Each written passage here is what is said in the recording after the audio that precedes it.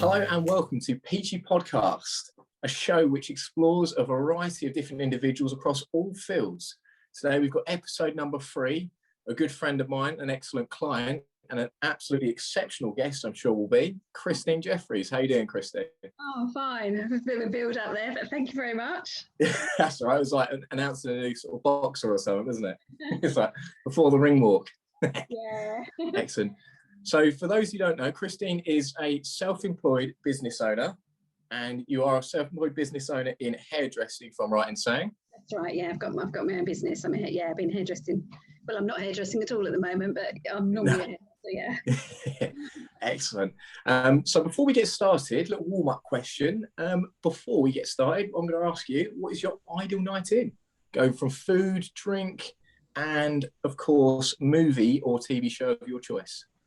Right. So COVID ideal night in. Yeah. COVID friendly. COVID friendly night in. Well, my son, he's in my bubble, so he comes round, and we've been watching Hannibal together. Oh, yeah. So that's been really good. It's a bit gruesome and a bit brutal, but it's actually very clever as well. I mean, it's not the sort of thing I would ever have chosen. And I've been watching on my own. I've binge watched It's a Sin, which is brilliant. Yeah, it's I can sort of obviously remember all of that going on, and there's certain things that are sort of almost parallel to what's been going on with this, with the COVID thing. What was takeaway? Indian, I would guess. King prawn shashlik's my favourite. That's it. Drinking. Well, at the moment, I've been drinking water. I've been trying to do sort of a bit of an alcohol-free kind of thing. But if I was drinking, then it would probably. I've been having actually the non-alcoholic gin, which is really not botanical thing. That's really nice. But I like gin and tonic and like wine and prosecco, all the usual things. Yeah. So, and my film. What would my film be? We've watched The Gentleman quite a few times. Excellent. Yeah, it's been good. That's a good little film. I like that one. That's fantastic.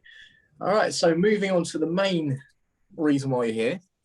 What inspired you to become a hairdresser, and what keeps you going? Inspired me to become a hairdresser. Well, I kind of fell into it. My mum was a hairdresser. She only gave up. She didn't actually give up till she was 75. So it's only 8 years ago. Yeah. So I kind of grew up with it, and I really I wanted to do makeup. I wanted to be a makeup artist. And then they had a Saturday job going where she worked. So I ended up getting this job when I was 14, Saturday mornings for £1.25 for the whole session, not even an hour.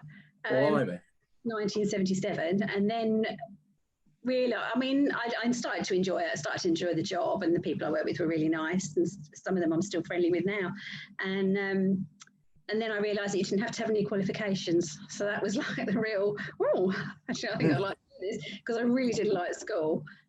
So I left school when I was 17 and started my apprenticeship, did 2-year apprenticeship, just sort of day release at college. And yeah, that's it. Sort of never really looked back. And then my parents took on a salon. They bought a salon about halfway through my apprenticeship, actually. They took a salon. So I finished my apprenticeship with them. And my dad's not a hairdresser, just my mum. And then, the rest is history, really. I've just been doing it ever since. So it's left school in 1980, and here we are in whatever it is, 2021. 2021, yeah.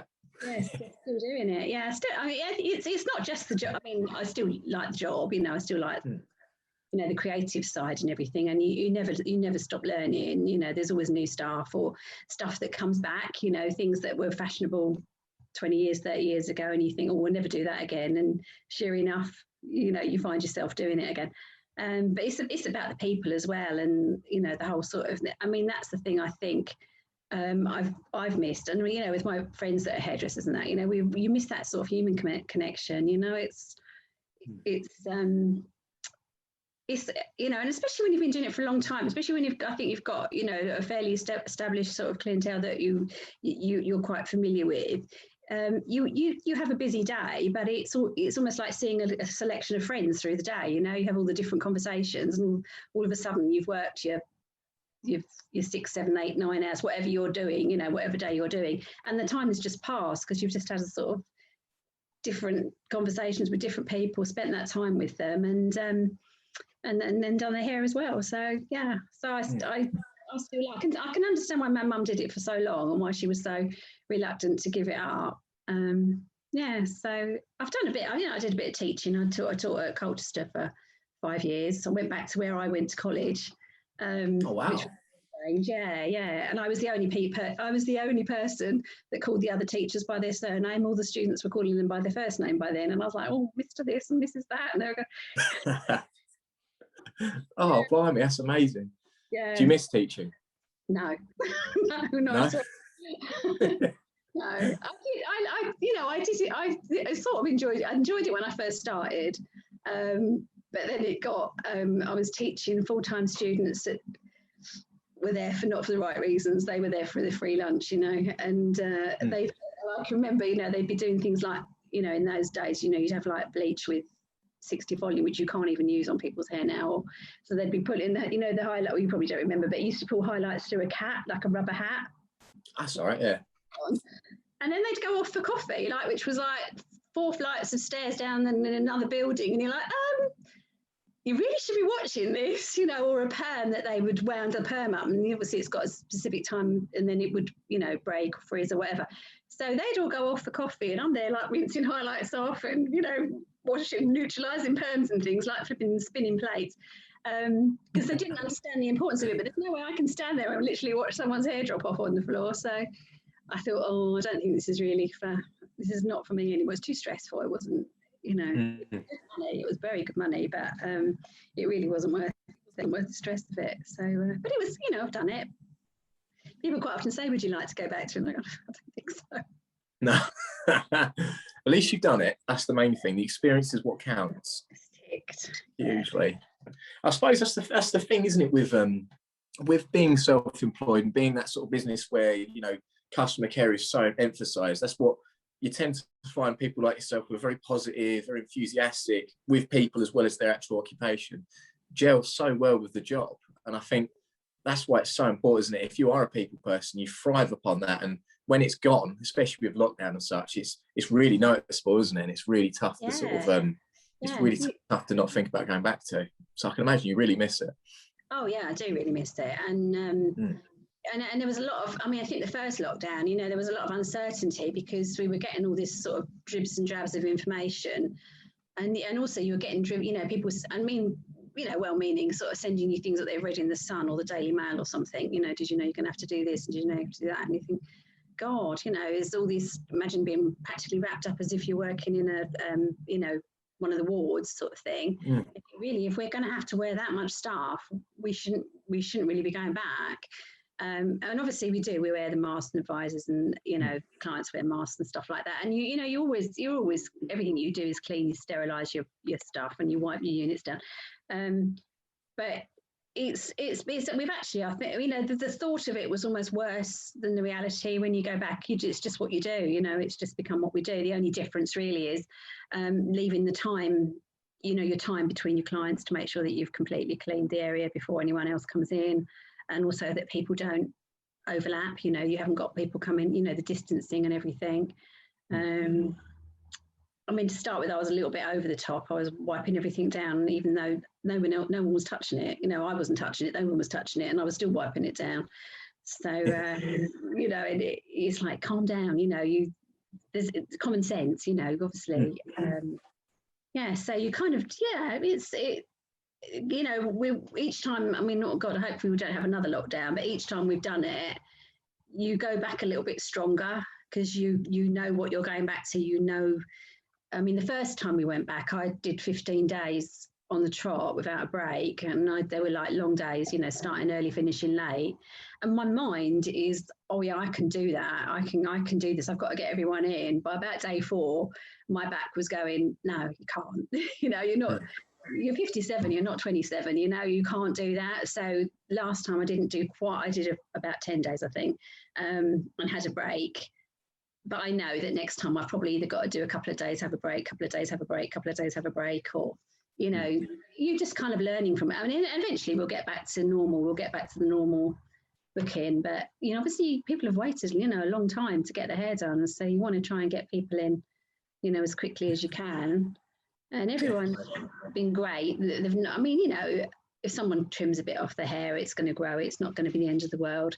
It's more complicated if people start messing around with colours and things. And actually, none of my clients put anything on their hair last time. I was very proud of them. They didn't mess about with it. And then they said to me afterwards, we're too scared. So. Oh God, yeah, I can imagine. I'd be so precautionary with like colours and such. Oh, you can. I mean, you know, it's just, you know, the disasters that could happen. People do put colours on their own hair, and you know they're okay, but it's not quite. It's not the same, and it's not compatible with what we use. And then they've got to be skin tested again. And I mean, chances are they have to be skin tested. I mean, with the break we've had this time, depends on the amount of time you're out of the salon, you know. And also there has been reports of people who had COVID, you know, which a lot more people have had it now, haven't they? You know, actually had the illness that can affect, you know, it can, you know, you can get a reaction, you know, it can sensitise you. So got to be that little bit more careful now. So, you know, to see how it goes. Definitely. 100%. It's definitely been, I believe it's definitely been a lot tough for, you know, for yourself in the hair and beauty sort of industry, you know, the hospitality industry. As a PT, I've been very lucky because I can still do online classes. I can still train one-to-one. So we've kind of dodged bullets quite a lot. And I mean, I think one thing obviously that, I mean, I miss as well is something is like a haircut. It's quite a personal thing, isn't it? You know, it's a real personal touch. And I think adding on to sort of like custom service and such as well, it makes such a huge difference as to who you're going to choose and who you're going to go with. It's from someone like myself who's a consumer. Because like, I mean, I went from going from one barber's where they didn't speak to you, they just did a quick trim, out you go, bugger off. And then I went to another place, which I go to now, called A Man About Town. And they're really good because they'll sit you down, they're very specific with what they do with you, but they'll sit there and have a chat with you as well. And they make it very personified, and it's very, very good. It's really, really good. And I definitely miss that. Isn't it? The whole experience, you know. Definitely. And you know, I you know, a friend of mine cuts my hair, but you know, she has a salon and everything, and I go, and yeah, I mean, obviously, as you can see, I'm missing getting my hair cut, but you know, it's about the whole, you know, that we have a chat and catch up, and yeah, it's that whole, it's that bit of time for yourself. Oh, definitely. That's exactly it. Or anything, if I go and get my eyebrows done, or I get my, you know, pedicure done, or whatever. I mean, you know, you miss it. I mean, crikey, my toenails. God, I'm glad it's not the summer. Brilliant. Love it. Long socks. That's what I can advise. Long socks and boots. The trouble is that I get a bit carried away, and I go back and she goes, oh my God, you know, because I'm going to cut those off, you know. Well, hopefully she nails the next appointment. Oh, very good. I didn't expect anything less. So obviously, as one thing I really appreciate about yourself, you know, as someone who's my client, you've been my client for up to about 6 months now, I'd like to say, since leaving the other place. And I think one thing that's really stood out for myself is your endless enthusiasm and positivity, and it's something that really radiates off of you, and it's really good for people like myself who really need that. And one question I would ask you is, how have you managed to keep positive and productive throughout lockdown, especially with what you've gone through with your hairdressing and such? Well, the first time we had the lockdown, I mean, and that has continued. I've got friends that I've known, as I say, for years in the same industry, and we've kind of been, you know, what do you think about this, and what do you think about that, and how's it going to be? And we've kind of compared notes, and if any of us have seen anything, or you know, even down to when we were ordering, like, you know, ordering in extra, you know, like disposable gowns or different things like that. You know, I've seen this on this thing, and we were kind of sharing it about and that. So that's been really good. And then just actually after we went back, after the first lockdown, I discovered a group online on Facebook, actually, Salonology they're called. And they give you lots of professional advice, hair and beauty. It's for salon owners and what have you. And but they're very positive as well. You know, like the Times, it's almost like they almost can read their not audience, their audience, I guess. You know, it's like they're getting that everyone's getting a bit despondent, a bit down, a bit like this. You know, we've got businesses that we've put, you know, you put your heart and soul into your business, and you spend years and years and years in sort of investing investing financially, but investing yourself into it, and then you can't do it, and you can sort of you know, it feels like a bit hopeless at times. And they have just a way of kind of bringing you back round to go like, well, we've done this, you know, you've done it once, we've done it twice, we can do this again, you know, and you know, your clients, I mean, my clients are amazing, really, and then they'll be in touch and sort of say, you know, I can't wait till you get back, and that's, you feel, well, at least when I do go back, I feel like I've got something I can do, which obviously with a lot of people have lost jobs and, you know, lost businesses and things, and you just got to sit tight, really, you know, and just kind of, I mean, you can only do what you can do. So I think particularly, and in fact, I then joined their group. I've joined, you know, like they've got like a group, you know, thing that you can join, and you can get more and more involved. You know, you can go into sort of different departments of it, if you like. And it's, you know, there's been a lot of focus on actually, you know, spending this time to develop your business, you know, to think of other things you can perhaps bring into your business apart from just your hairdressing. Like one of the girls, I mean, she had it before, but she'd got a license to have a cocktail bar, which I probably won't do. But, you know, so through lockdown, she's been doing, you know, like online, you know, you can order the cocktails and things, can't you? And sending them out. Some people are doing like the gift boxes. You know, I suppose I didn't feel that there's a certain amount of uncertainty, so you don't know when you're going to go back. So you're a bit anxious to invest any money in anything that you may or may not sell. Do you know what I mean? That's from my perspective. But you know, it's given me time. I mean, my new landlords. I mean, I was in a studio room, whatever. Anyway, and then after lockdown, the landlord decided that he needed it as a storage room. So, which was a bit of a kick in the teeth, but actually did me a massive favour because I found somewhere so much nicer. And my landlords have been in last week and painted it, you know, repainted it. I mean, it's all brand. It's all brand new anyway, and it's you know, they were kind of using it as a makeshift office. They moved all the things out, and there was just literally a couple of little marks on the wall. And I said, look, you know, while I'm off, can I? Is it, you know, you tell me what cut? It's white, but you know, tell me what paint it is, and I'll just go and cover the marks over. And they went, oh no, we'll go in. And they went in and they've repainted the whole thing. And then I went in yesterday to pick something up, and the guy's like in the office that is kind of next to mine, next to my building, my part of the building, if you like. He said, oh, they've been in today. They've been measuring up for the aircon for the summer. So you're like, oh. So brilliant. They're great landlords, you know. You got the best landlords going. Yeah. That's brilliant. So it's really strange because actually it could have been a real. I mean, obviously, you know, I've got the clients, I've got the bookings, and then I suddenly was going to have nowhere to work. And he had said I could stay till November, and I thought, no, thanks. And also I saw a lot of other things that were going on there that I wasn't too happy about regarding, you know, the sort of COVID safety stuff and that. So I thought, I'm doing my bit right. I don't feel confident about what else is going on, and I really don't want to be in this building anymore. And so I just gave my notice. I didn't actually have anywhere to go. I just thought, I'll put my stuff in the boot of the car and I'll drive around and do it if I have to. And amazingly found this place. And then another friend who I used to work with, I just worked with her for just a week, just, you know, shared her salon. She wasn't it. We were hardly in at the same time, but she's got a big enough space that we could work safely. And and then started in October, had off November, back in December, off in December, off now.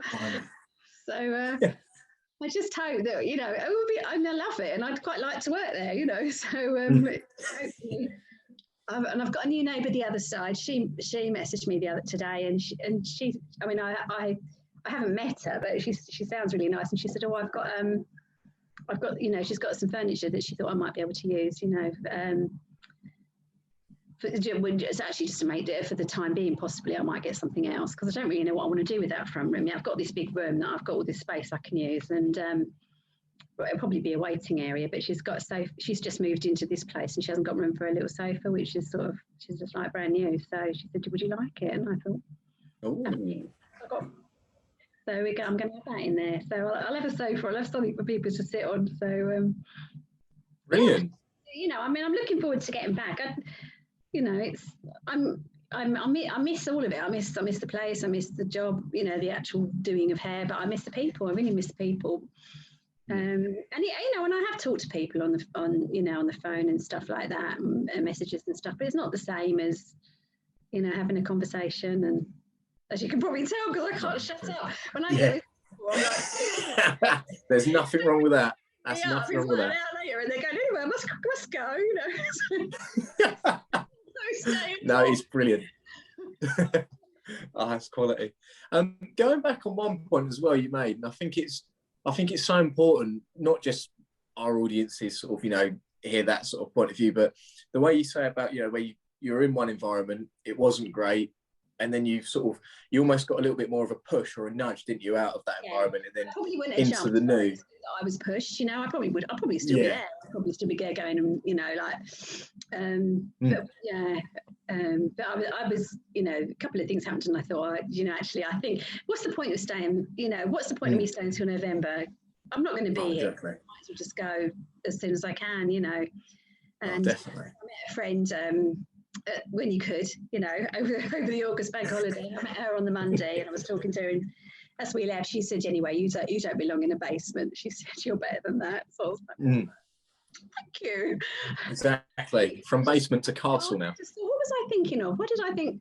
Why did I think I wanted to work in a basement? Anyway, it seemed like a good idea at the time, and you learn. You get something from every experience. Anything you do, you learn from it, and whether that's good or bad, you just take the best from it, don't you? And move forward. Just keep moving forward. I mean, it gave me a taste of what having my own space would be like. And it was fine. A few things sort of changed along the line. Things like couldn't park there and things like that. You could park at the beginning, and then suddenly you couldn't park there. And whereas now where I am, there's free parking outside and stuff like that. And that it just all adds. It's nicer for your clients. It's it makes life easier, doesn't it? And and for me myself, I'm bringing my towels and everything home every night. Which of to start, I would obviously always wash my towels, but I tended to sort of dry them and then just bring the whole lot home at the end of the week and wash them. But obviously with the regulations, if you like, your towels have to be washed, daily. We can't leave them hanging. The gowns and stuff, so everything's got to be washed every day. So, and there I was trekking a lot, and we weren't allowed to put our rubbish in the bin there either. It's really funny, because when I went to this place, he goes, and there's a bin there. I was like, oh really? So brilliant. I'm trekking home with the bag of rubbish, because obviously there's more rubbish. You've got a lot more rubbish when you're using disposable stuff, and you're constantly using paper towels and things to dry stuff after you've wiped it all down. And so I couldn't really pop in to get anything, any shopping after work with a big bag of washing to take home, which is, I don't know, condemned or whatever. I don't know. You feel like you can't take that out anyway because it's being used on people, and you're gonna have to wash it. And then you've got your big bag of rubbish as well. You can't, I could only come home. It was whereas now I can sort of chuck it in the car, chuck the rubbish in the bin, and it's happy days. It's worked out fine. Yeah, it's a lot better, sort of, from what you're telling me as well, and what I've seen as well. It's a much better environment for you, and it's sort of, I always find with an environment like that, you grow a lot more, because you're out your comfort zone, but at the same token, the moment you step out your comfort zone, the comfort zone becomes bigger, and then your ideas become more sort of better. And I think, like, even for myself, my own experiences, obviously, I was in a situation where I needed more of a push or a nudge to sort of push on to the next level. And now that's happened, obviously, I've learned all these various different skills. I've learned how to use a computer properly. I've learned to edit videos. I've branched out on my skills in that respect, and I've started to love my job again and love what I do. And I think that's so important. And it comes down to, obviously, environment, and also pushing out of that comfort zone. I think that's so key in personal growth more than anything. It's massive. It's really, really good. And final little question. I'd like to ask, if possible, what your advice would be to not just hairdressers or in your own field, it can be across all fields, towards self-employed business owners. Is there any advice you'd give them in order to endure this lockdown once they're out of lockdown? Yeah, I mean, obviously I can only I suppose different things, different trades and different professions and that, but I mean, I have found that particular group has been, as I say, fantastic in every aspect. It's professional advice, but it's very positive as well. And then also the company that I use Weller as my product range, and they offer loads of advice on loads of online education and stuff like that. So, you know, while you're off, you can sort of learn about it. You know, when you're working and you've got your life going on and that, you don't have time to take advantage of a lot of the things that are there literally just for the taking. So I've booked on a couple of online courses, you know, to find out about new products and stuff like that, new techniques and what have you. There's also various, you know, sort of celebrity, you know, hairdressers that do sort of free workshops and stuff. That's been quite good. And I mean, I think just the advice and the help is there. You just need to go look for it. You know, you need to take it. You know, I mean, you could just sit there and watch Netflix all day. I mean, and there's nothing wrong with that. I mean, if that's what, you know, everyone's getting through it in their own way, aren't they? You know, so, I mean, some people are working harder than ever. You know, and in really difficult circumstances.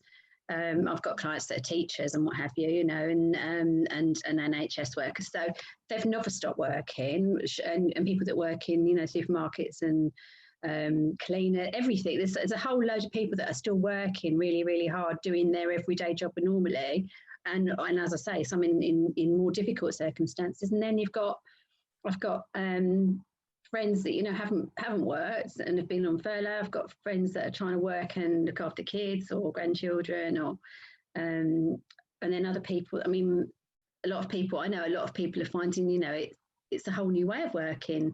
You know, they're not having to travel into London, say, for example, not having to get up at the crack of dawn, you know, not having to deal with the trains, especially, you know, when you get bad weather. And that's actually, you know, quite nice, isn't it? Well, I know they're saying it's quite nice not to have to do that. But then you miss that, again, it's the human connection. You don't just go, I think most people don't just go to work to earn money and do a job. I think it is about people. And but I think particularly for young people, you know, just starting out in their careers, it's a big part of it's when you make your friends, isn't it? It's when you make your friendship groups and stuff. And it's hard if it's you know, I mean, somebody was saying that they'd started a job and they'd never met they've never met anybody that they work with. Yeah, I've got friendlies like that. Yeah. Oh, it's crazy. It is such a challenging sort of times, but I feel like these times, I think for a lot of us, without realizing, some people probably realize later on, even beyond this whole pandemic, is it's helped us grow quite a lot. It's helped us sort of adjust and move on to sort of bigger and better things and bigger platforms. And I think that's the take home sort of point, isn't it? I mean, especially what you told me there as well. Obviously, it's not just environment, it's also the people you are around, because obviously the people you're around influence your actions and influence your thoughts and processes. Yeah. And it's so important to have people that are just as ambitious as yourself and have just as many ideas as you do, so you can sort of vibe off those people and continuously grow. And that's so important, especially to continue with courses as well. I do find I was becoming quite stale at one point as a trainer, and I was learning new stuff. I wasn't really branching out to new courses. I wasn't challenging what I already knew. I was more so just going, oh, I know that now. Okay. And I was sort of settled sort of thing. It's so important. Yeah. Definitely. Yeah, Definitely. Actually, how many people have really, you know, or how we've adapted our lives to make things work, you know, like, I mean, they've been talking about in this, as I say, in this group, you know, about the first time round with the lockdown, everyone was like, yeah, we're going to do, you know, Zoom bingo and Zoom this and Zoom quizzes and Zoom. And that's kind of like, we're all getting a little bit tired of just being stuck at home now, aren't we? But actually, when you do it, when you get your group of friends or whatever together, or your family or your whatever, and we've done we've had some really good nights, and it's ridiculous because you're sitting, I mean, a lot of the time, but for me, everyone's not been here, I've been sort of sitting there on my own, but you don't feel like you're on your own because you can see your friends and you can have your usual conversations and what have you. I mean, one thing we did was we'll have a happy hour, we'll just do it for an hour, and I think about 7 hours later, we're still sitting there, and it was just a really lovely evening. And then New Year's Day we did a quiz, some people that we usually see on New Year's Day, and they managed to organise this quiz online, and everybody was and in fact everybody was all over the place, we could all and in fact even the girl that organised it, her son's in Australia, so they could sort of chip in, and another one was living far, was far away, that maybe wouldn't have been able to come if it had been the normal circumstances. So it's just the way that everyone's managed to adapt and everything. It's remarkable, really. Even my mum was on a Zoom with us. My mum, as I say, they're in their 80s. I mean, we did have to sort of keep saying, could you sit a bit closer? Because we could see and the dog kept popping up in the middle. But and then my cousin, one time my cousin lives in America, and even they turned up on the thing as well. That was quite nice. So, yes, it's been an education, some of it. I mean, it's I think the thing is it's been a time it's brought out the very best in a lot of people and the very worst in some as well. And you kind of just, I think, stepping back from your normal situation, you're very aware of what you missed and who you missed and who you want to see and where you want to go and what you want to do when the time comes that you can actually start mixing again. You sort of think it's just it is time to reflect, isn't it, and think, does it serve me, as they say? My friend would say, does it bring you joy? Yeah. No, if it doesn't bring you joy, then don't do it. Exactly, 100%. Apart from burpees, obviously. Right, well, it's been fantastic and tremendous having you on. I've thoroughly enjoyed your time. Thank you. Have you got any sort of closing quote to finish the podcast on? I've gone through most of it going, it is what it is. It is what it is. It's what it is. And that is, I suppose, it is what it is. We can't make it happen any quicker. I think they're doing everything they can. Mistakes have been made, and they'll probably look back and say we should have done this or we shouldn't have done that or whatever. But actually, at the moment, we have to just go with what it is. With whether you agree with it or don't agree with it. I'm a bit. I mean, and I think actually most of my friends are very much the same. We all kind of do as we're told. We don't. I don't mean we don't challenge it and we don't sort of say, well, do you think this or do you think that? But, if everyone kind of follows the rules, and hopefully we'll get back to some sort of normal life, sooner rather than later. And I just thought, I think that the people have been amazing, really. I mean, yeah. Excellent. Well, thank you very much for taking time out to come onto my podcast. You've been a splendid guest, and obviously I'll reward you the next time with a load of burpees, of course, because that's what us PTs do. Reward you with sadistic sort of challenges. And if I get down, I might not get up. That's the trouble. But this has been your host, Nasa. Well, I hope you've enjoyed Peachy Podcast episode number 3. Thank you very much, Christine, for coming on. And we'll see you in the next one. Yeah. Peace out, God bless, and bye.